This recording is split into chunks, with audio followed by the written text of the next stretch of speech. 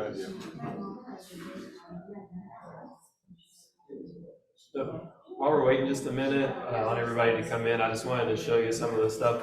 I brought a bunch of kind of practical application stuff for some of you folks, especially clinical folks might benefit from. A lot of lethal means safety, especially as it pertains to firearms. I know we've had some folks touch on that in the presentations before, but I brought kind of just a few samples of each one, and I can get you lots and lots. So if there's something that you see on the table back there that you're like, oh, this would be super helpful with my clients or my church, or any place where you would see veterans, their family members, and they might benefit from it, or your agency might benefit from it, please feel free to take those, take one of my cards and just say, hey, I'd like more of these, and just tell me what it is, and I'll get them sent out to you. So just wanted to really quickly kind of show you.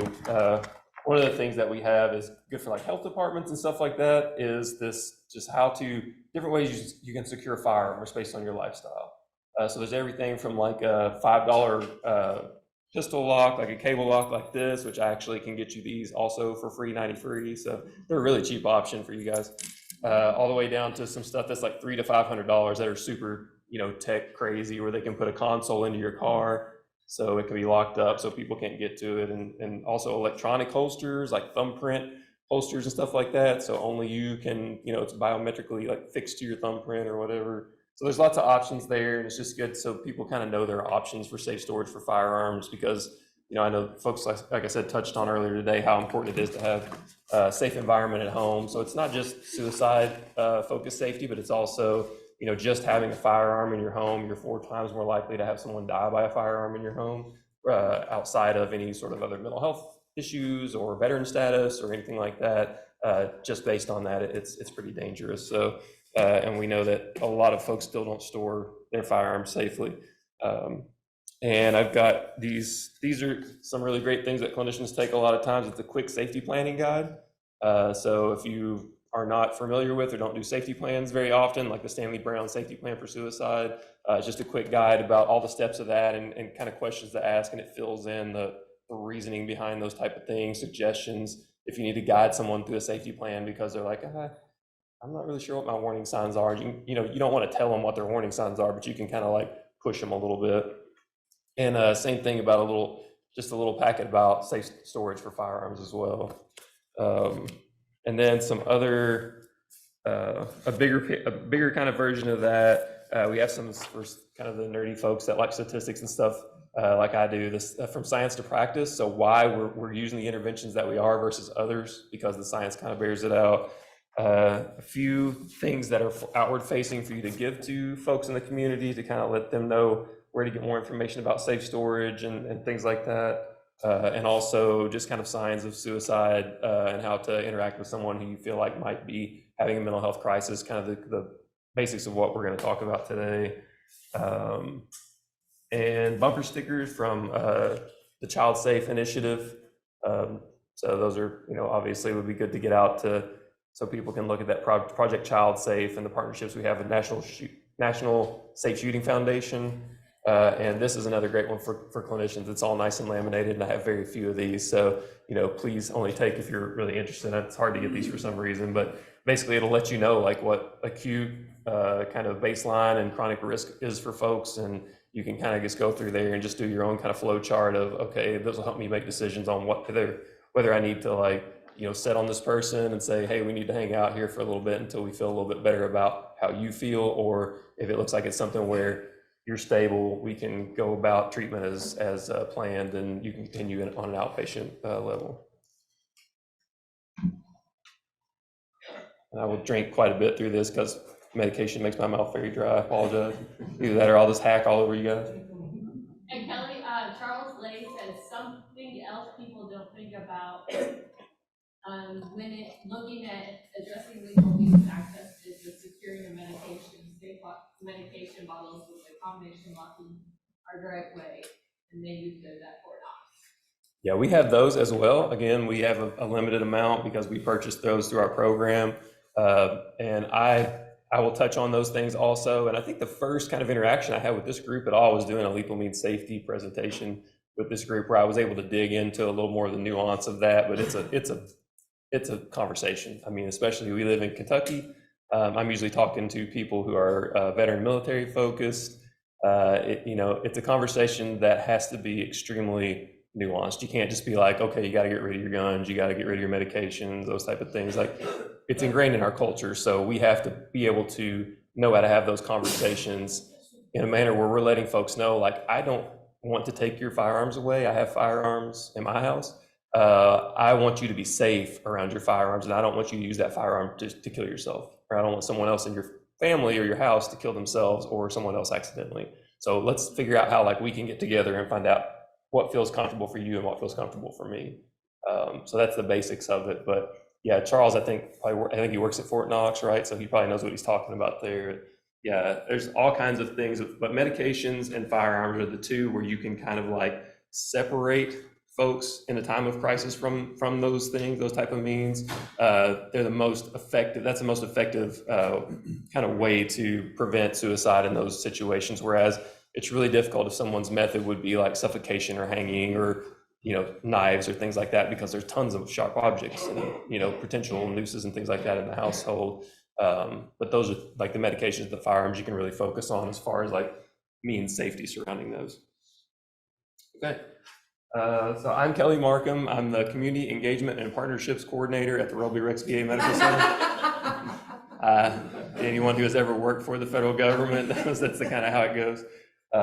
But basically, I'm the outward-facing mental health person for the VA, kind of training the community, getting involved in places like this where I can kind of like get underneath your skin and find out what's going on in your agencies and in this group, and see what we can do as the VA to support your work with veterans and their families, and also find out what you're doing that is working in your communities and take it back to the VA and say, hey, look, we can potentially do this.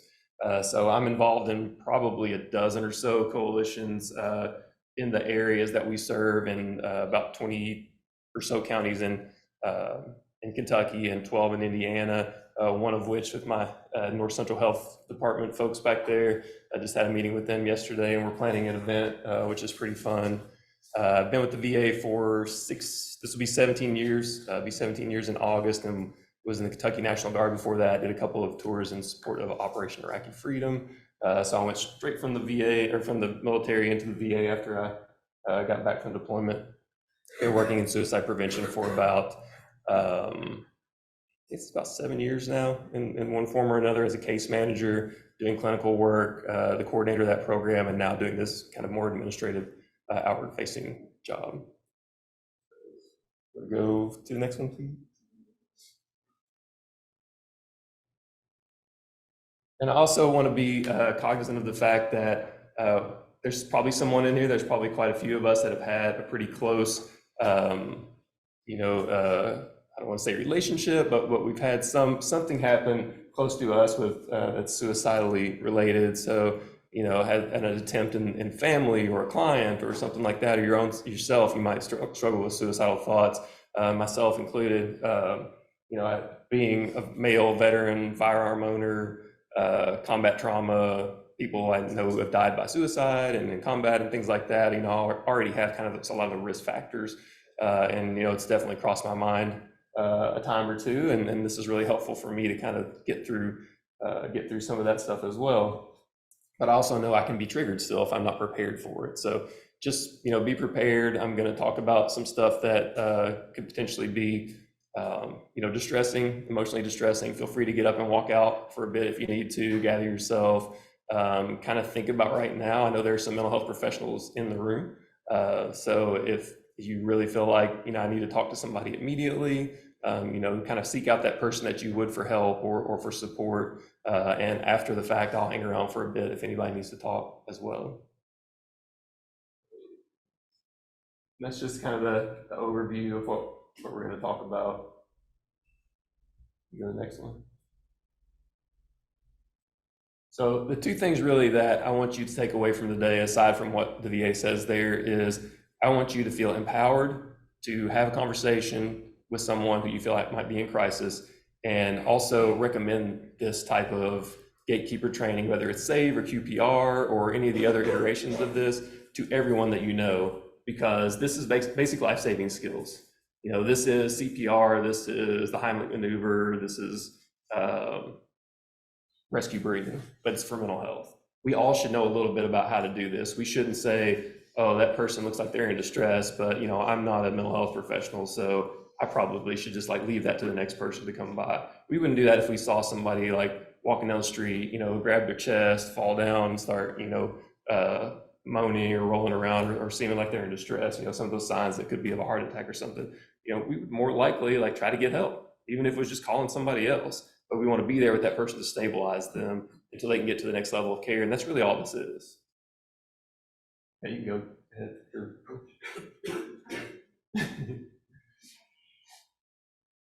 You'll probably remember most of these slides.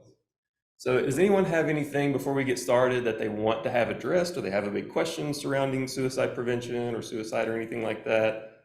Just in case I get to the end and haven't hit something that somebody wanted to talk about. Okay, maybe you will by the end. So I will not go into the weeds with the data, but just kind of ground us in where we are here in the veteran population versus the national population. Someone mentioned before, great point, I assume it was probably Marcy, who said, there's not one root cause for suicide. There's a whole bunch of things that contribute to put us at risk. And then, there are still, even people that have a ton of risk factors might have enough of those protective factors that outweigh those that would keep them from ever attempting suicide, where some people that don't have very many risk factors, but maybe don't have that resiliency built up, would be more at a high risk. And for every death by suicide, about 135 people are impacted. That's Kentucky-based data right there. That's some folks that are extremely smart researchers that came up with that number. I think prior to Dr. Serial and Melinda Moore, I think, and some other folks coming up with that stuff, we were talking about like 12 to 15 people.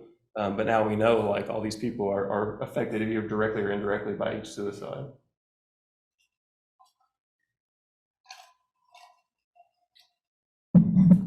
And this just touches again on what I was saying before. There's no root cause. There's lots of different things. There are people who are at risk. Like I said, I know male, veteran, combat trauma, people close to me who have died by suicide, firearm owner, all those things make me at risk. But that doesn't necessarily mean that, you can pick that person out and say, okay, that person I need to look out for. This person over here who doesn't have all those risk factors, non-veteran female, never had a firearm in their life or whatever, we don't have to worry about that. If that person comes in presenting with some of the things we're going to talk about, signs, we can just go ahead and rule that out. That's not the case. We want to actually do the assessment, ask the questions, and find out for sure what's going on there. So some risk factors and protective factors. I think for those of us that work in healthcare and some of these other preventative type situations, we know, risk and protective factors is our bread and butter about figuring out like how to prevent negative outcomes. So some of the stuff looks pretty common, not just for suicide, but for all kinds of negative outcomes. Some of the things in particular for suicide, again, I just beat lethal means into the ground, especially with firearms, because I've seen it so often with veteran clients and their families, and it's just so preventable as opposed to some of the other and also, I think it's probably jumping ahead here, but about 5% of all cause mortality for suicide with whatever means they used, about 5% are result in a suicide of all those attempts. About 95% of all the firearm-related ones result in a death. So it's just there's so much ground to be made up there with firearms. Relationship issues is something that anecdotally we've seen in our program, that relationship issue, that immediate distress that comes with having a fight with someone or having an ongoing conflict with someone in your immediate vicinity, your generally spouse, significant other, kids, something like that, triggers suicidal behavior. And then also we know that if we can do some of these preventative things like problem solving skills and giving them tools in their toolbox like safety planning, those can be protective factors that in that moment when someone's feeling really distressed, we can get them over the hump until they get back to their baseline and can kind of deal with things on a ground level.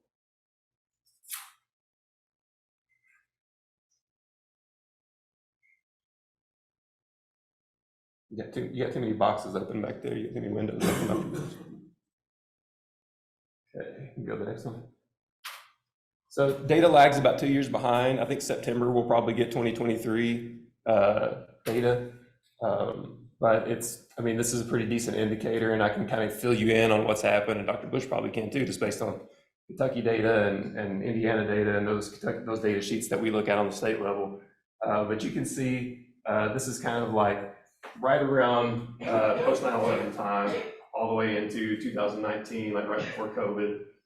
So it looks like there's a lot of variation there. But when you look at the sample size, about 6,000 to about 6,200, it's not a huge big gap, but in that small population, it definitely looks like it. And so you can kind of tell, like, Iraq war is really getting crazy. I'm here from this year to this year. They have the surge in Iraq, and so there's a lot more people going in, a lot more people being allowed into the military. So they pulled a lot of those. If you've had a felony, or if you've had a drug offense, or if you had all these things, you couldn't get into the military. All of a sudden, we need the dudes. So, everybody come on in. So you've got people that are already coming in with risk factors that maybe they didn't have before. And then right around here, suicide prevention programs are being stood up by the VA. So it looks like it takes us about a year to kind of get the Veterans Crisis Line up and running and some of those things going to get our feet underneath us. And then we start to kind of like be able to work within those things to at least steady that rate. 2016 to 2017, not really sure what that data is. I've heard a lot of different kind of like theories about that.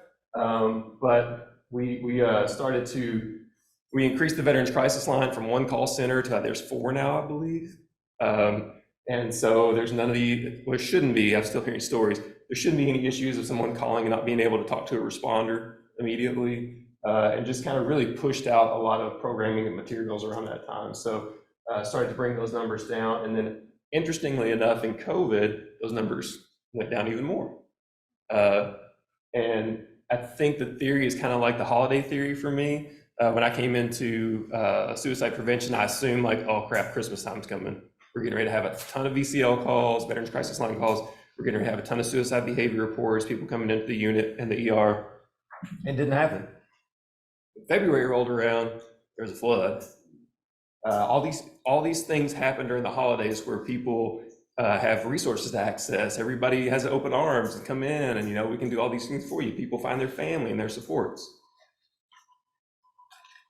In February, we get back to business as usual, and it's nasty and cold outside in Kentucky. So that's when we started to see, like, all the supports and everything, and we get back to the reality of, oh yeah, this is the environment I'm returning to, and it's the same environment that I was in that was causing me to feel suicidal. So with COVID, it was almost like, oh, everybody's going through this. Like, I was isolated, I didn't have a job, I didn't have, these social supports and things like that. Nobody has that now. So, and also there was a rush of support that was sent out, like our hospital in particular. We called everybody that had been on a high-risk flag back 3 years and just said, how are you doing?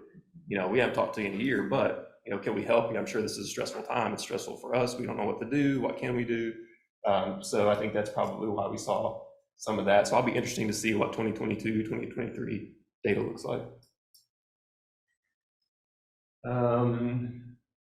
So that's non-veteran U.S. adults versus veteran U.S. adults. You can see the decrease among veterans has been pretty significant as compared to the general population in those times that we were really pushing out programming. And that's been specific programs, so like gender specific. Female veterans in the 2016 study, the first big data study that came out, showed female veterans at a hugely increased rate for suicide. So a lot of programming, a women's veterans program at every facility was pushed out. We started to do more gender specific outreach and interventions and things like that. So it shows that if we can target where those things are, we can do a better job. And we're learning, like someone mentioned before, older adults. We're starting to find older adults are at a higher level of risk than even my population of post 9/11 veterans, because they're starting to their distractions are going away. So work, family, kids at home, things like that, and all the things that they distracted themselves whenever they were dealing with that stuff for years. They're also kind of having issues with being able to get out and do and be as free and independent as they were. So we're seeing a lot of that as well. My wife is the oncology social worker at the VA Medical Center, and folks that get a bad diagnosis with cancer and things like that, it's hard to have those conversations with them because there's a practical, practical kind of like rationale to what they're talking about when they're like, yeah, I have this option, or I have this option. It's hard to have a regular suicide prevention conversation with that because it's different from someone who's like, this mental distress is not ever going to go away, and how can I, there's a difference whenever someone actually has a terminal diagnosis. And there's the male versus female veteran rate. Kind of runs pretty, parallel. And so you can see, you can't tell from that, but even during that time, females are still underrepresented, like 3 to 1. There's about 25% or something like that. But there's still like, a little less than half of the suicides as well. So that they're at slightly a higher risk per 100,000 males. And the only thing I really want to drive home with this one is firearms. So non-US adults, almost 50%, suicide deaths firearm related, veterans almost 70%, veteran men almost 70%, and veteran women almost 50%. So you can see all the other things are slightly lower, drastically lower percents. And that, again, like I said, has to do with the lethality of firearms, and also the fact that veteran males and females both have the same, we have that same familiarity. We have what, let me forget his name, Thomas Joyner called acquired capability. So we have the ability to end our life because we've had this, whatever branch of service you've been in, you've had some dehumanization in your training, where it's like, you are a tool. This person is dehumanized, so you are allowed to kill them because otherwise, this or that. There's no accident to the fact that that every conflict has their racial stereotype for the people that we're fighting. For me in Iraq, it was like towel heads and stuff like that. And it's not as if we come up with those on the ground. It comes down from higher up, and I didn't realize that. Like it's a psychological warfare campaign to make people seem less human. So when you dehumanize another human being, you dehumanize yourself as well. So you kind of internalize that. So lethal means safety, like I said, I won't get too deeply into that. I don't think there's anything I haven't covered there. These are the infographics that I think are pretty powerful. So number one is about 24%, so about a quarter of all the people who were interviewed in the study said it took less than 5 minutes from the time that they made that decision, I'm going to kill myself, to when they were able to de-escalate, or they attempted and survived, or till the action was over. About 71%, it was within an hour. So anything that we can do, a gun lock, removing medications, having someone else hold the key to your medication box, or your gun lock box, or separating ammo, taking a firing pin out of a firearm, all those things can take valuable few seconds for someone that's in super distress. Is anybody else like me that goes like 0 to 1,000 in like 3 seconds, and then I'm like, oh, what did I get so upset about? It's really stupid. So I understand that I have that. I just have that. I don't know if I got a frontal lobe issue or what, but so things like, things can really kind of de-escalate for me quickly. And so I think that's with most of our veteran population, that's the same thing. Like we're trained to have that governor taken off of our brain, where we can react quickly and just do, and then worry about consequences later. So that can be positive and that can be negative. We're the people that run towards a car crash, but we're also the people that potentially grab a firearm really quickly and be screw this, I'm out. So having those simple little methods to be able to increase safety in those times is really important.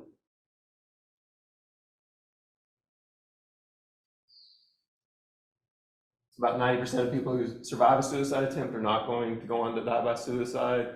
One of the interesting things about that is I don't remember what the percentages are. I've got it in another presentation, but about maybe 30% of people attempt again, but they don't attempt with the same means. So if it's with a firearm and they've had an attempt, and so people are watching the firearms more, or they've gotten some lethal means safety kind of ingrained in their daily life, than if they go for pills or to cut themselves or something like that, much less lethal. So there's the potential there for them to be saved.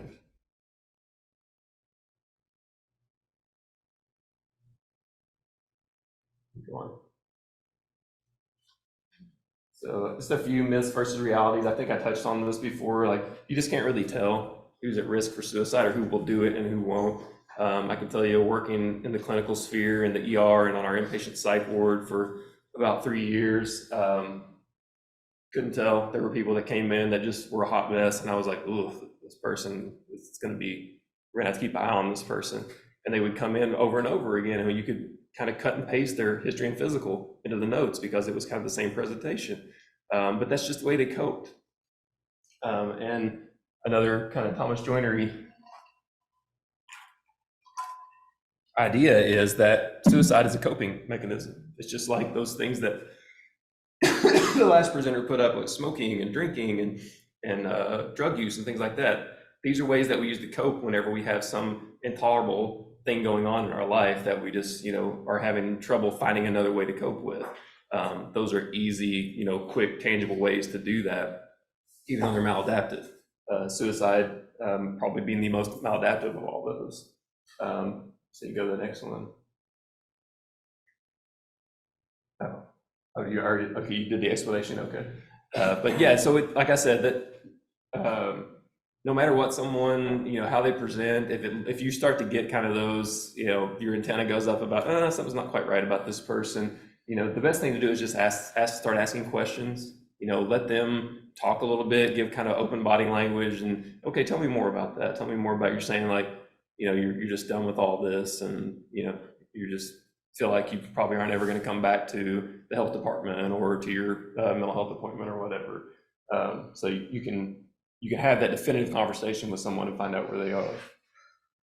The other myth, like I said, I hope that this quells this myth that you have to be a mental health therapist or expert to intervene with someone. Like I said, just like basic life-saving skills, you don't have to be able to perform open heart surgery when that person falls to the ground and clutches their chest. You just have to be able to keep them stable until someone gets an AED in there, or an ambulance comes or something like that. Same thing with mental health. If you just sit and listen to someone, eventually you'll probably get to a point where you'll be able to safely get them to that next level of care.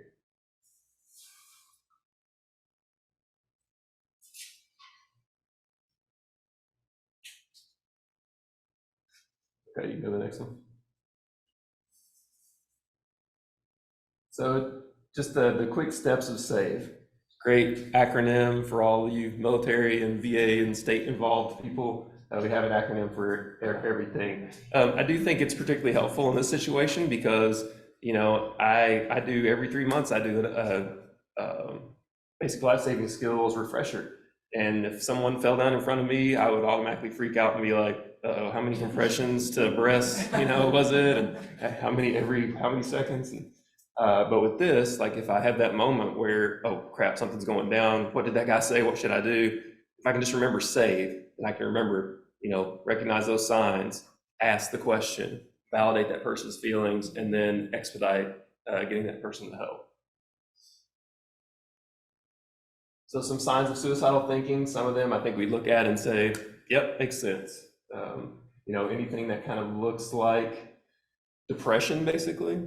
But there are a few, especially with the veteran population, that we might not immediately think of as, yeah, that person is depressed and hopeless and feeling like they want to kill themselves. Rage or anger being one of those. That's extremely common in the veteran population. Anybody a veteran, work with veterans or live with veterans? So we go directly to 100 miles an hour, I'm mad, you're not helping me, you suck, you don't care about me. That's what we were issued when we were in the military. We weren't issued feelings, we were issued, you point forward and you move forward and you get the job done. So being aggressive, is the acceptable emotion in the military. Even if you're overly aggressive, it's, that guy's awesome, let's get that dude on the team. So we really haven't learned how to come and ask for help in a traditional manner and be like, I'm really feeling vulnerable right now, can you help me? We just don't, a lot of times we don't present that way, especially the first time coming in. Increase in drug or alcohol use. I know a lot of you folks, including myself, we work with folks who we know use drugs and alcohol. It's part of their life. We're trying to manage it. We're using harm reduction stuff with them. And we just know that that's going to be kind of where they are until they're ready to really get into recovery. But when you see an increase in that, like when someone who is an opiate user, a heroin user starts using to the point where they start to become incapacitated and you have to use that Narcan on them, or someone has to use Narcan on them, that's when I would start asking questions about, you know better than this. Like, you know how to use your drug, and now all of a sudden you're coming in, 2 or 3 times in the last year with an overdose where we had to charcoal you and all this stuff. What's going on? You need to ask those questions at that time. Okay, you can go to the next one. So what signs has anyone here like had a situation where they identified someone was at risk for suicide? Can you talk about like what signs you identified in that person, what that looked like?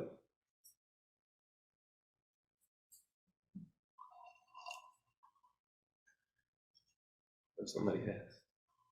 I like to do more like welfare checks or apps, just when it seems that maybe the withdrawal is a little more than usual, or military veteran is more alcohol than drug use, or seems like the drinking has increased. But it hasn't meant regulation or anything like that. So being proactive in it even before you see the signs, if you're not heard from somebody, just kind of checking in, seeing. Someone else? They leave breadcrumbs. I've had a patient before that we used to pick up once a week, there for about 3 months straight. And each week, if we would pick them up, you could tell the decline in their personality, the way they kept their residence, the way they presented themselves, the way they took care of themselves. And you could tell that they were on a decline, and they were just done with life. And it got to the point where the last call we got, he shot himself. And you think about it, if you're not concerned if you're going to be alive the next day, are you concerned if your teeth are brushed or if your hair is combed or if your clothes are clean? So you see people decompensate, not just mentally, but physically sometimes because they're already like, well, what's the point of all this? Marcy said they also express that they feel like they're more guarded. Yeah. Don't let me get into Thomas Joyner, man. I'll go into the 2 books I've read. Sound like an expert, but yeah. So, but what he said was you have that acquired capability that we talked about before, a sense of burdensomeness, which I think a lot of veterans especially have whenever they are no longer like the Jolly Green Giant walking the earth with an M16, like they said in Full Metal Jacket, I think it was. If you come back home like I did from pointing my finger and people would move, pointing my M16 and people ran out of the way, to okay, now I'm going to go like work at Target and stock shelves and things like that. You just kind of are like, this doesn't kind of provide the same kind of like oomph that I had. And being an older veteran and kind of feeling like, well, my parents are probably looking at me at 27 years old and going, what is this dude done with his life? And for whatever reason, there are lots of ways that you can feel like a burden. If you've been injured and you can't do all the physical things that you feel like you should do as a provider in your home, as a male or female, as a person who cares for your children, you can't pick them up and those type of things. So there's acquired capability, that sense of burdensomeness, and then kind of loss of belonging and loss of a tribe. You get out of the military, no matter how long you've been in, that is a tribe of people who talks like you, walks like you, dresses like you. Everything is really pretty written out for you. There's not a whole lot of decisions you have to make on your own. And you get shoved back out into the greater community and you're like, I'm spot checking people in the Kroger parking lot about where they're putting their carts in the cart corral. And they're like, what's wrong with you, dude? So, you don't have that sense of, well, these people understand me. You don't have that tribe. So those 3 kind of axes meet, and Thomas Joyner says that's the people we really need to take a look at and think about making sure that they're okay. And any of these things, I think this is a pretty obvious slide, requires immediate attention. Just sit and dance around it and kind of, well, how are you feeling? And, do you think we should do this? This is like, hey, what you're saying is worrying me. You're saying kill yourself. You're saying suicide. I want to help you. So I'm here. Just let me know, what can we do? What do you think that we should do? What's the next step? And maybe that means calling the Veterans Crisis Line or calling a mental health professional or something like that and saying, neither one of us really know what to do here, but I've got Sergeant so-and-so here with me and he wants to have this conversation. We want some more information. What should we do at this point? And so it's kind of consultation. Yeah, I think it's in any group, being a university, of course, I came out of industry and came to WKU, and it was one of those, I've been there about 3 years. We had 5 suicides, student suicides in one semester, and 1 on campus, 4 off campus. And it was, the year before we had none, and for like 3 years after, we had none. It was just that time frame, but it was really a pivotal moment. We were already doing a lot of programs, but one of the things they were doing was more the awareness of people and that. We started going back and they started going to the root causes. So now if a student academically starts down a path, there's triggers. The counseling and testing automatically triggers back to them because that was one of the common factors in those sides where they were struggling. Mm-hmm. And it was for some other reason probably, but when I did my undergrad, it was like, suck it up, buttercup, you're not making it. There was no network, no safety net. It was like the biggest carrot or stick was you got to go talk to the department head because, you're not making the grade. And nowadays we're seeing that network, which I think has been very helpful, but it's not focused just on the normal behaviors, but the indicators, the leading indicators back. I think that's so important in any group. But trying to teach that, is tough because it's almost overwhelming to somebody to say, well, how am I going to focus on all these? Well, you go to our registrar's office, the people that have the grades, get them. If you start seeing this trend, let somebody know. It's like, if you get different levels engaged across the organization, you're not as likely to have somebody fall through the cracks.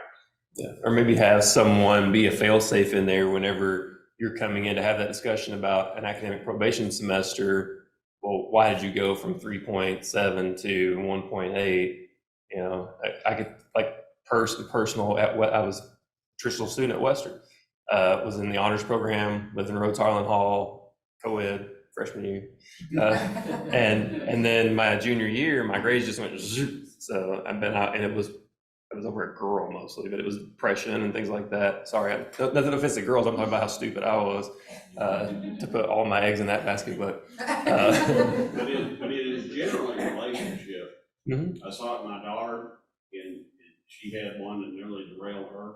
If it hadn't been for one professor, sitting down with her and giving her hope to move forward, she went from failing a key chemistry class in the pre-vet program to not only passing that class, but going on and double majoring in chemistry. Yeah, And need somebody to bounce you off that down exactly. trajectory. And that interaction, that's why it's so critical. The relationships in students is the big thing. And it's in athletes, it's getting an injury that sidelines them or takes them out completely.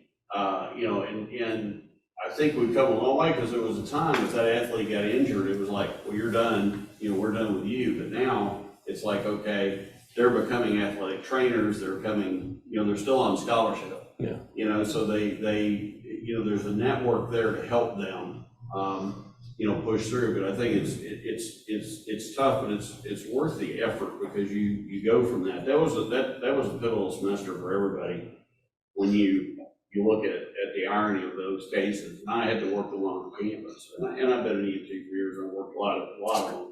But it was that one really struck me is walking into the dorm room on a Sunday because the roommate was gone, and the roommate had a huge birthday party before she left, and her roommate had evidently a big gap somewhere, and and decided that it was over. But it was just the irony of that. How do you fix those situations? Yeah, and I think I remember getting just a letter in the mail saying, hey, you got a semester to get your stuff together or you're gone. So, Yeah. and it went to my parents' house too. So they weren't super Yeah, FERPA took care of that. We can't talk parents anymore. Well, yeah, my parents are from Eastern Kentucky, and they were like, never heard of like mental health help or anything anyway. So they were like, what are you doing, dummy? So, here's my kind of come full circle. I was like, well, I don't need you guys. I don't need your, help with financials or whatever. I'll join the Army. And here we are today. So, but great points. And I think the biggest takeaway from that is like, you're right. Like there needs to be a network of this going on. It doesn't help for me to just be the only person that's constantly, every person I see trying to like put out mental health crisis fires. It's giving that knowledge to you guys and empowerment to you guys, and then you hooking me up with another group to do that with and talking to someone else. And that's what it is make it a normal conversation, just like it's normal business as usual at Western now. This should be a normal thing that everybody is like, hey, you're acting in a way which makes me kind of concerned. Are you thinking about suicide? Which leads me to, it's almost perfect, how to ask the question, are you thinking about killing yourself? Are you thinking of suicide? We don't want to, there's certain ways that are not helpful and not clear when we're having these conversations, which we kind of gravitate to because we've got the willies about asking about suicide.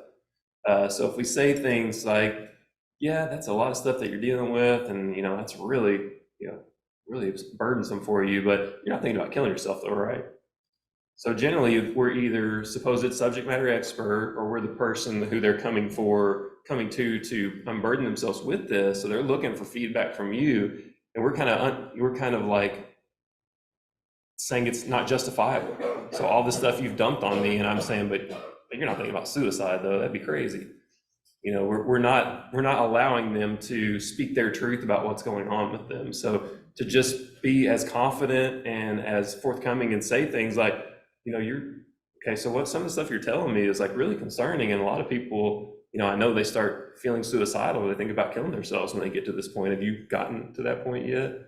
And it seems a little bit kind of like final or drastic, but it also is like very clear about what you're asking about. It also gives that person who's really nervous and having those self-preservation versus I cannot do this anymore, weighing those things.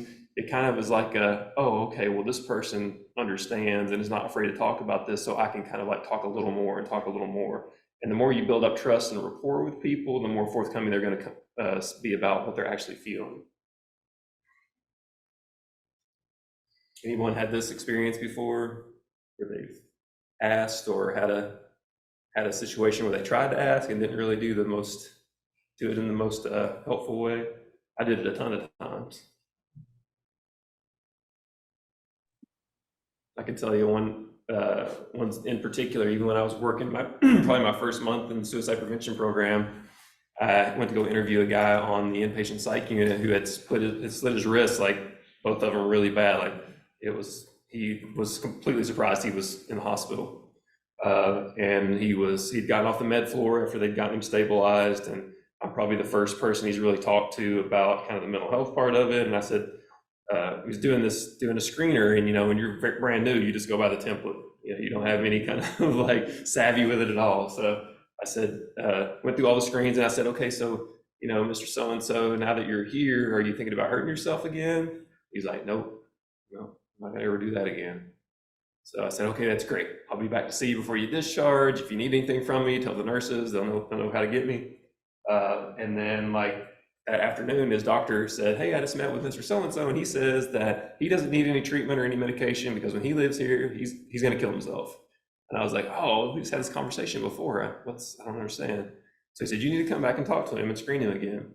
So I went and talked to him again, and I said, well, we talked about this, and you said, you're still not feeling great, and you're not really sure if you're going to get any help here, but you said you didn't think you'd hurt yourself again. He said, no, this is painful. This hurt. Like I should have done what I was going to do in the first place. I was going to take my blood pressure meds, just take all of them, and it'll be a smooth, quiet, sleepy ride into death. And I was like, oh, okay, well then that's my fault for asking, asking the way that I did. And I don't know if he was being gamey because he was in the inpatient psych unit, or maybe medication was affecting his thought process or what, but that's on me as the person who is the helping person to be clear about that. So my own kind of like resistance to saying killing yourself or suicide, could have been a bad outcome there. So again, you don't want to go as if you're fishing for a no answer just because we're like, I don't want to spend the next hour talking to this person about killing themselves. You do, you really do. Like if it's between life and death, just kind of grit it out, dig your nails in, and ask that question. Don't ask it in a way as if you're looking for a negative answer. And also, don't and this isn't a jump out and be like, well, why are you're frowning right now? Are you thinking about killing yourself? Usually if there's going to be a point in that conversation where it turns for you, like you're going to ask questions about, you look different. Like a few times I've come to your house, you're not really cleaning up like you used to. Your clothes are all dirty and everything. Is there something going on? Like, are you having trouble keeping up with this? No, not really. Oh, well, is there something going on emotionally that's causing you to feel this way? And generally that will lead into it. A trick that I'll use with veterans, because we are much more likely to tell you about our physical ailments than our mental health ailments is, I'll always default to that. So you look like you're just not feeling good today. You've had a cold or something? Are you feeling bad? No, it's not really well, is it like something, a mental health thing? Is it an emotional issue or something like that? And then they're more likely to engage in that conversation. And the last thing is just don't ask, especially this is in a situation like a clinical situation. You don't want to do a whole assessment, or you don't want to do like a whole, like the health department, they come in and get their blood pressure checked and everything, and you kind of notice something's going on, but you wait till they're getting ready to walk out the door and ask them. They're probably busy and got other stuff to do, so they're not going to be as likely to start a conversation about that at the end of some sort of interaction.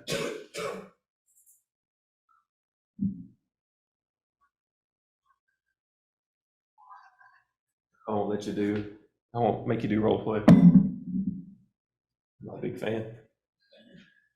The next thing is to validate. Again, this is something that I did extremely wrong when I was in the military. Anytime that I probably interacted with someone who was like, oh, this is just miserable, I don't know about this, I just think I don't even know why I'm doing this. Very kind of negative, black and white thinking. I always took the kind of the buddy way of doing things and be like, oh yeah, but you'll get over that, that's no big deal. Just for example, had a guy who had married, he had been dating this girl for about 3 months. He was 20 and she was 19, I think. Younger enlisted guy in my unit. He got married at Camp Shelby, Mississippi, right before we deployed, because she came down to visit and they said, well, we get married in the chapel. I think he got an extra $300 a month or something in separation pay. So that was their justification for getting married. It's like, well, that doesn't seem like a great idea. I'm not sure about that. And he's like, yeah, but we're going to get married probably. And I say, she's 19. But anyway, not the best decision. We get into country, we were there like 3 months, and she's already talking about, hey, I'm not really sure if this is going to work out. I kind of been talking to Jody from high school. Anybody know who Jody is? I've been talking to Jody from high school, and we're thinking about kind of getting back together, and I just don't think this is going to work out. So she has his power of attorney over his money. She spent like $5,000 at Rent-A-Center to furnish a trailer out in where's the prison? Eddyville, where they live in Alice Land. And now he's in the country, he's got 9 more months on deployment, and he's like, what am I doing this for? So for us, his buddies were like, you don't need her. As soon as we get some leave, we'll go to a bar and we'll get you drunk, and you can go dance with some girls, you'll forget all about her and all that kind of stuff. But he was really feeling that, as a 20-year-old who had really had no opportunity to build up any resiliency, it's like first love. He thought it was going to last forever. And now she's not only drained his bank account basically, but there's no opportunity to repair the relationship there. And it's kind of scary now to think about what could happen if we, because we're walking around every day with a loaded firearm. I mean, every day, took it to bed, took it to the bathroom, everywhere. So kind of scary, but I think that we don't invalidate people because we don't feel like they're valid in having those thoughts. It's just that we really don't understand how valuable that is to have someone to just say, wow, you're talking about suicide? That's very serious and scary for me. And I'm sure scary for you too. So, let's talk about it some more. What's going on? What's gotten you to this point? What can we do to make you feel better until we can work on some of the bigger things? Go back just a second, please. I'll make sure. Don't pass judgment. I can tell you also, working in suicide prevention for 7 years, you got to have a weird sense of humor in the office. So we have, our small little group that we can kind of have like off-color jokes about, and it helps us to kind of process having to deal with this on a daily basis.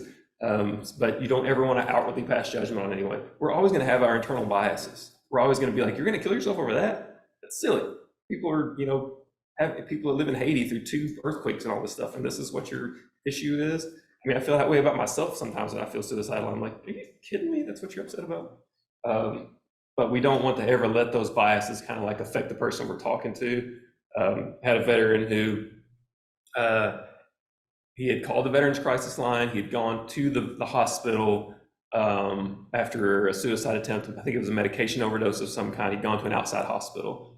So we were trying to get in touch with him at the hospital to make sure that his transition, once he left that hospital, was into some good outpatient services, and we had good case management eyes on him.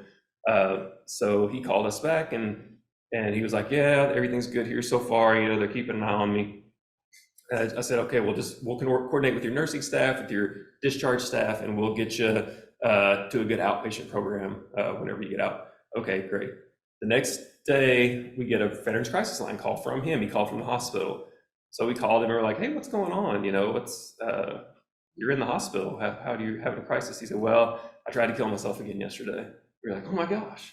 Like, does anybody, the staff know about it? They're like, no, they don't know about it. And I was like, cool, well, can you tell them, or can we speak to them and tell them what, tell us what happened?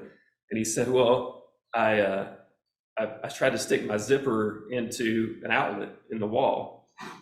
And so my visual of this is him with his pants on, trying to like shimmy himself down. It wasn't the case. His pants were off and he was trying to, but that's not likely it's going to be fatal. But in his mind, or the way that he was presenting it to us, was, I'm very serious about this. Somebody listen to me. So my guess is his needs probably weren't being met there at the facility, and he really wanted to make sure that we were involved. But you have to really like try not to snicker over the phone when you're talking to him, and wait until you're in a situation where you can kind of decompress yourself. So you don't ever want to invalidate and don't pass judgment. If someone, even if you know that it's like malingering or secondary gain or something like that, if people knew, this is one of the best things anyone ever told me, like, because especially with some of the clients with personality disorders, I'm like, oh my gosh, I got to walk away from you for a minute. But if you can just understand that if they had a better way to ask for help, they would. Like, that's not fun for them either. Asking in these very maladaptive ways or trying to get their needs met in a maladaptive way, that's not, they don't like that either, any more than we do, but they just don't have a better way. They never like were developed or taught those things. Okay, so go to the next one. So there's just some simple validating statements. If anyone's interested in a full day of AMSR training, I can do that for you guys. It's 6 CEUs, 6.5 CEUs, something like that. But there's lots of great kind of validation tools to use, different, everything from, think of what some of the suggestions are, like setting upper limits. So instead of like, so how many pills did you take? You're more likely to get like either maybe a very, I'm trying to get listened to, so I'm gonna say 300, or you're gonna get someone who's kind of like on the lower end, is like, I don't know, a few, whatever. But if you set that upper limit, so what did you take, like 100 pills or something?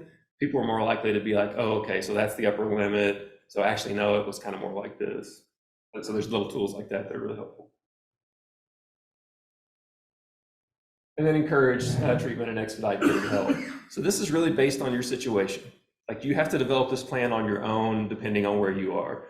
So when I was in the bullpen with the other suicide prevention case managers, and a call came in, and we were sitting 3-4 of us in a little office, and we could see each other. You get somebody coming in, we're attuned enough to it to where you start hearing the conversation, and somebody will stop and turn and be like, okay, do you need me? Do you need me to like be on the phone to potentially like call for a wellness check, or something like that? Now being at home alone or out in the community like this, if I got a call from somebody today, it'd be much different. I would probably be kind of the only person doing that. So if it was here in this room, I'd grab somebody else and be like, hey, can you hang on with me for just a second? I may need you to call the crisis line for me and, you know, or call like 911 and help get this person's address, or call one of my case managers to see if they can look up this person and find out where he is and that kind of thing. But it's basically just going to be like where you are in that time. And I can tell you the overwhelming majority of these interactions where someone calls, you talk to them, you interact with them, and you identify that they are suicidal and they need help, they're going to work with you on that. There's a reason that they put that out there in the world. They want help, even if it's at the first, it's a little bit like, well, no, I don't really want to do that. They want and need help. So there's not very many of these kind of like high stress situations of you identify someone who's at risk, or they call you and they're like, nope, I'm going to kill myself. You can't do anything about it, and hang up. Happens occasionally, just not that often. So for the most part, you know, if you can just develop a little bit of some resources about being able to call a mental health person at your facility, or call the crisis line or something like that. And again, if you can do it collaboratively, best thing possible. So if there's some way that you can do it collaboratively and say, hey, just hang on with me for a minute. I want to get somebody else that knows just a little bit more about this than I do. I'm kind of on the ground level here, but this person can probably talk to both of us about, you know, what the next step should be. And there's a lot of folks that don't like to call. They don't want to talk on the phone. If I'm texting with somebody for like 10 minutes and they call me, I'm like, what are you doing? Yeah, this was fine. I don't really like to talk on the phone. So there's a text option, and you go on the crisis line website and check. Sometimes for folks, a lot of times those roll over into a call once people feel comfortable. So I like to push those as well.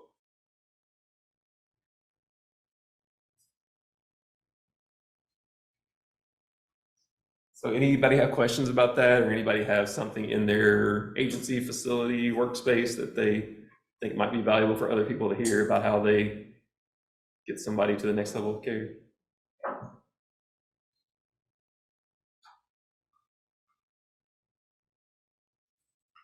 All right, be prepared. If you've got, I think most people that are in this room, that are in this group, have got some listening skills. They either have formally or informally learned some good listening skills. You know, it's all the stuff that really seems simple, but it's hard to do in the moment, especially when somebody's talking about suicide. Your electricity that's going through your body, their body's probably going through your body too. So you want to like make an effort to remain calm, be relaxed, be confident. Hey, this is bad. You know, it's what you're telling me is scary. You know, I'm sure it's scary for you, but we can do something about it. It's not going to happen immediately today, but I'm telling you, I'll stick with you. I'll get you to that next level of care. I'll make sure that you don't just get dropped in the cracks somewhere. We're going to figure this out. We don't ever want to be like, okay, if you'll just go to the ER, or if you'll just spend 72 hours on an inpatient psych and everything will be good, because that's never the case. Whatever we've done to get us in this space of feeling like we want to end our life has taken a lot of time, and there's a lot of multifaceted things that have kind of like twisted that into this ball that now we have to untangle. It's like, you know, I love to use kind of like kind of real world analogous things, and I always think about this as like those Christmas lights. After somehow you've put them away in a very you know, organized fashion, and when you pull them out every year, they're all jumbled up into a ball, and you're like, what the heck, how did this happen? So somehow that's happened, even without us really knowing about it consciously. Like, how do we get ourselves into this situation where we're all kind of screwed up and we have to kind of unscrew everything? That's what we want to let them know. Like, you just got to pull it apart slowly, but I'm going to be there. I'm going to help you with this.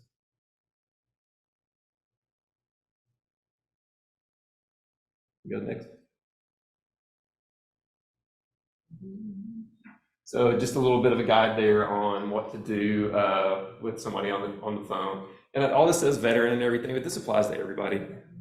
I mean, this is my Trojan horse way to get it into everybody, is to come through the guise of like the Department of Veterans Affairs. But as you can tell, for those of you who've had QPR or ACE training or assist or anything like that, very similar tenets. You know, just being able to recognize and respond. Enlisting coworkers via Teams messages or whatever, kind of like, you know, the little chat app that you have is very helpful. Go to the next one, Dr. Bush. And there's just a kind of reboot of all those 4 signs: ask, validate, and encourage. Just remember that SAVE. I think the rest of it is probably resources, yeah. So if you want to go through those kind of quickly. I'll stop you if I see one. Oh, this one right here is good. Make the connection. So this is, you can type in a few keywords and any sort of recovery story that you can imagine will be on here. So you can type in female veteran, military sexual trauma, substance use issues, suicide attempt. And there'll be a number of different vignettes from actual people. One of our substance use peer supports at the VA hospital, Tony Cobbin, is one of the vignettes on here. Awesome. But so you can get a little bit of like a recovery story from those folks. And then there's also resources, local, national, state resources that they can click through as well. And that's more of the firearm safety stuff. Please take some of that stuff on your way out. That's one of the brochures that are here, that how to keep a firearm safe in the house. So I do have a question just about the firearms. We actually received a phone call and they were looking for a location to be able to store the firearms outside of the home. Is there anything like that in Kentucky? We were working on that through the governor's challenge to try to identify those places. And so it's different state to state, it seems like. I think it's Wisconsin or Illinois where the gun shop project started. They had some suicides inside gun shops. And so the gun shop owners there were like, yeah, we really want to get involved in suicide prevention and we'll start holding firearms and things like that. So they actually got their legislatures to get on board with saying, okay, we're going to make sure that people are not being held liable for these things because they're doing this in good faith. In Kentucky, there's nothing like that on the books. Yeah. So we go talk to these gun shops and they're like, well, what if this person does this? Or what if we give them their firearm back too early and then their family sues us and things like that. So we're in process of working and trying to identify that, trying to work with American Legions and other places that have armories. What we mostly say is find that person you trust, find your battle buddy. You know, find that person who you know you'll have a predetermined contract of, once it's determined that I feel better, then you will give me my firearms back without kind of fuss about it. Yeah, I hear that. And I guess maybe I didn't clarify, but these are trying to keep firearms out of children's hands in the homes. I mean, both of them still would work, but there's nothing like that in Kentucky right now, where you can actually house your firearm at another safe location. I mean, I'm not saying there's not any. There are probably some gun shops and stuff that on a case-by-case basis would do that. But did somebody have their hand have that back there? I thought somebody had a solution. Ah, crap. It depends on where you are. There are some gun ranges that have lockers that you can do that with. But again, back to the liability issue with people, it's generally better that if you've got somebody you can trust that can lock it up. And as he was talking earlier, there's so many different options to secure them, now, that are not that expensive. As I've told people too, if nothing else, get a smaller safe. If you got long guns, lock the ammunition up separate from the gun, and you can do that and take part of the mechanism out of it. There's a lot of things you can do to improvise to make them harmless. You could take a firearm to a pawn shop too, and a lot of times they will agree not to sell it for a certain amount of time. We try to find little workarounds like that, but that is, unfortunately, we haven't found like a big solution to that. But since we've got precedent and it's come down through Indiana and they're working on it now, so we're hoping to at some point have like a group of gun shops that will agree to do that. National Guard armories, reserve armories, things like that. But it always comes back to liability stuff. Yeah. Go ahead. Marcy? Yeah, it was Marcy. We just navigated this recently here in Lexington with a caller, and what we ended up doing was actually having a friend of his hold it, and just kind of writing that it was still his possession, etc. Kind of made him feel better to have a contract of sort written down. Legality of that contract questionable, but at least it was in writing to him that it was still his firearm, but he put it with someone he trusted to keep it away from him, and so it was safe. So that's an option as well. There's always, friends to lean on. Yeah, I'm fortunate to have a lot of veteran friends. One that lives in my neighborhood that if the shit hits the fan, I'm going to his basement. because he's got like an armory plus all the prepper stuff going on down there. But you know, he's always willing to hold my firearms or hold the key to safes and stuff like that for me. So that's generally the best option, and also it's the most trusted option for people. You know, if you have someone to hold the key or separate separate the ammunition, because it's just a big paperweight or bludgeon unless you have ammunition to go with it. Robert has something. Yes, sir. Well, and you sort of touched on it with describing your friend. The reality is that if you're a recreational shooter or a hunter, then it's practical and reasonable to store firearms off-site. But the reality is that many people, including a lot of former military people, a lot of veterans, a lot of people in law enforcement, just a lot of people in general, own firearms partially or primarily for self-protection. Now, we can argue all day about whether or not that's a realistic need, but the reality is that many of these folks don't want their firearms beyond accessibility. Now, again, there's certainly cases if someone's going through a really dark time and, you know, temporarily, but on an ongoing basis, as far as like protecting kids in the home, part of the issue is that the reason these people have firearms is because they want them accessible. You know, and so I think for children's protection particularly, you have to look more at safer on-site storage, you know, a gun locker, that sort of thing, because many of the people, especially in urban areas, you know, these people are not primarily target shooters and deer hunters.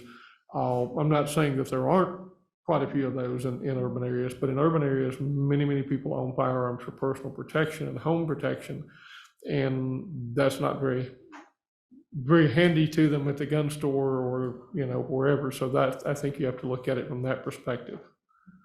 Yeah, and I've had many conversations about folks who live, you know, either in rural parts of Kentucky or live in urban areas that are, you know, have high rates of crime.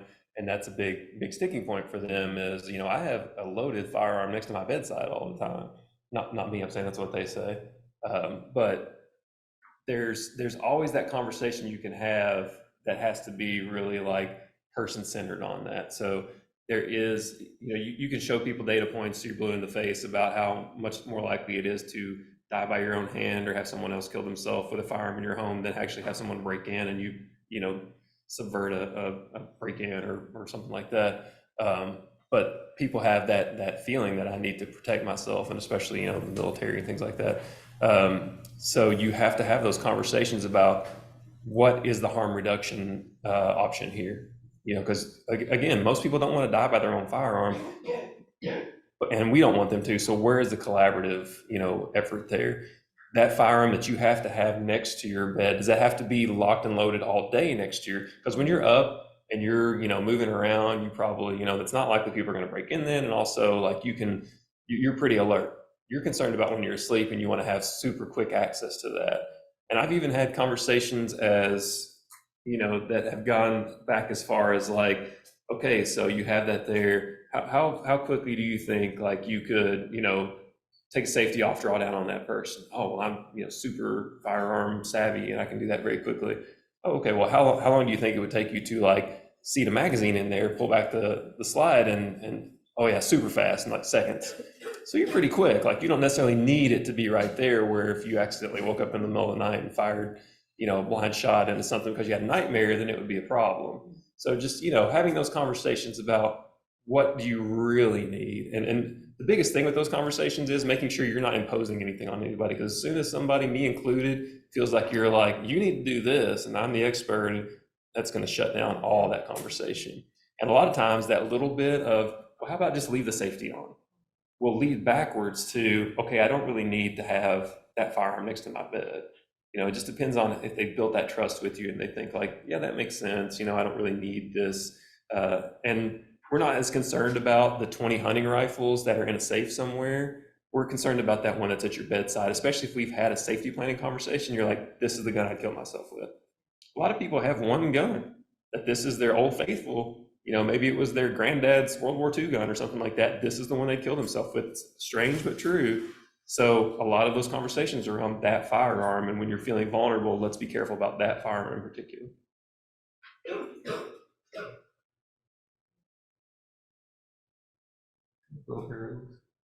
Lots of mobile apps. I won't get too deeply into that. If you guys want to look at the presentation, Steve can share it with you.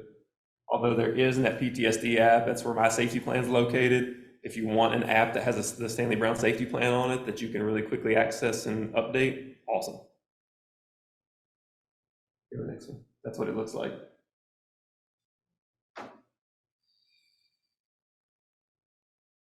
Next. Coaching into care is a great resource for civilians, family members. If you have a family member, or you have a client, or you have a church member, wherever you interact with people and you're concerned about somebody and you've talked to them about getting into mental health care and they've got all the reasons why they shouldn't, it's a good kind of talk to them about, what are some other angles I can take with this. It's helpful for people to be able to really talk with some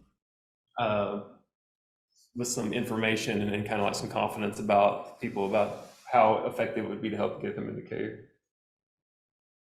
Psych Armor has a ton of good training that's veteran related, so you can get like a 25-minute version of this. You had to sit through an hour.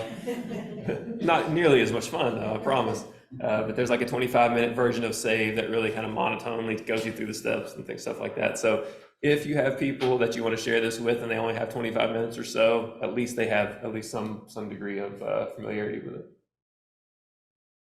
That's it. Anybody have any questions? Right up on 3 o'clock. Yes, sir. So this may reflect my lack of knowledge in the military, but when you look at the statistics about people in the military using guns at such a high rate, resulting in death at a high rate, other suicides, and you know that when you leave the army, you're going to be facing the loss of tribe and all that. Do they do things when you leave to say, when you're discharged, to say, this is what you can expect? Every year the program gets more comprehensive, and it's called like TAPS program or something like that. But it depends on how you exit the army or exit the military. So active duty, if you've been in 20 years and you retire and you're going out, it's like a year process to get processed out. So you've got lots of time to take classes, to take all these briefings. I was a National Guardsman, so both times that I got off of active duty after my deployments, it was like a week of medical stuff, and you went to see one person that was a psychologist, and they said, "How are you doing?" I'm like, "I'm fine," because I wanted to go home. Like if you tell them, "Well, I got PTSD, I feel like I might kill myself," well, congratulations, you're going to Fort Gordon for 6 months, or when we're ready to release you. And we knew that. So everybody, unless you were like severely, feeling bad, when you saw the psych doctor or any other medical doctor, you're like, "I'm good, nothing is wrong," and you're just like, "I'll go see the VA or somebody when I get back." So that's the kind of that's where it only is as much as you put into it.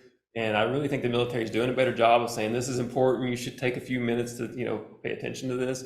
But when you've been deployed and you've been away from family and everything for that long, you're just like uber focused on going home. And it's great if you are good enough to immediately get yourself into some care after that, and get really quickly like hooked up with mental health care and all that other stuff. But most of us don't. It took me, I worked at the VA for a year before I actually asked for any mental health help. So, but they have improved it a lot, where you actually have to go through this program. But those other veterans in the house understand like every classroom related thing that wasn't field related. It's just like, all right, can somebody else sign me in and out? We don't generally pay attention to what we need until we need it. So that's a big problem, is a lot of this stuff happens when the crisis happens. Like it could have been prevented if we would, be able to put some of these fail safes in place before. I don't know if that answered your question. Okay. So it's almost like you're just ready to get out the door. Yeah. And that's not for everybody. It's just kind of like, I can see where that happens. Like you're not forced to pay attention. Basically, you go to these briefings and you sign off. Like everything in the military is it's whether somebody signed off on it. So whether you even discharge, if you don't have your discharge paper, I don't know, did you discharge? So, you know, everything is like, if it wasn't written down, it didn't happen. So there's just kind of an unwritten culture to, you know, oh, briefing, I don't want to listen to this, or it's too cool. You know, you're too cool. I don't need this mental health briefing. I'm fine. You know, those type of things. So it's kind of like how involved you are in your own physical mental health. Similar to me, like if I could just go to my appointments and not really be involved in it, but luckily my wife makes it a point to get in my business about that stuff, and she goes with me to stuff, and so you get into it what you put out, basically. I think one of the other things, and not being a veteran, but it came up a few months ago with one of my folks that was at a conference and met a person down in Georgia. And he was 18 and a half years as a ranger, sergeant major, and ended up breaking his neck in a fall. And he's still ambulatory, but his career as far as doing what he had done for all those years was over. And he was exited out and had no idea what he was going to do. And I think that gets back, you've got PTSD, but you got a whole lot of people that don't have a plan. And actually, we've been working in conjunction with Purdue to look at how can we work to expedite those folks into roles that are military-like. From the standpoint, a lot of people willing to just go be police officers. Very different world, and not everybody wants to be a police officer, even though they were in the military. We're looking particularly at disaster science and emergency management. We have those programs, and so does Purdue. We're working with them on how do we get that track out to folks to expedite them, because somebody that's been in the military where it was 2 years, 4 years, 20 years, they understand logistics. They understand all of these attributes, and it's a natural fit. And I think he was explaining all these different programs that are out there that have really spun up in the last few years to try to address those root causes. And I think that gave me a lot of hope that there are mechanisms, to maybe keep people from getting to this point because they get a purpose and move forward. And I think it takes all of those things, for sure. Yeah, it definitely, especially those folks that are coming out that don't have a plan, like you said, there's lots of stuff out there, but if you aren't savvy, or you're not really like digging through all of it to find out exactly what will help you and what you need, the great thing about VA stuff and federal government programs and everything is you're getting those fed to you through a fire hose whenever you get out. So it's like, oh my gosh, well, I don't even know where to start. And then, it's almost like if you are lucky enough to grab onto something, you're like, okay, I'm just going to follow this path and see where it leads me. Or you find a peer support or a case manager or something that really kind of knows where to go from here. But suicide prevention to me is all that upstream stuff. So it's not me and you in a room where you've got a firearm and you're talking about shooting yourself in the head. There's really limited options for suicide prevention there. And that person's first coming out of the military, and maybe even pre-transition, having them, a job before they even get out. So those type of programs I think are really helpful. And I used to joke about the military being very similar to prison because we ate all together at the same time of day, and we slept together, and we didn't have any way out. There was your own contract in 6 years, and there's nothing you can do to get out of it and die. And so it's kind of like transitioning out of prison. Like if you don't transition people out with skills to try to, be a productive and fruitful member of the community when you get out, they're just going to go right back in, or there's going to be a negative outcome somehow. All right. Anybody else have any questions or comments or anything? All right. I appreciate you guys. Please go forth and spread the word for me.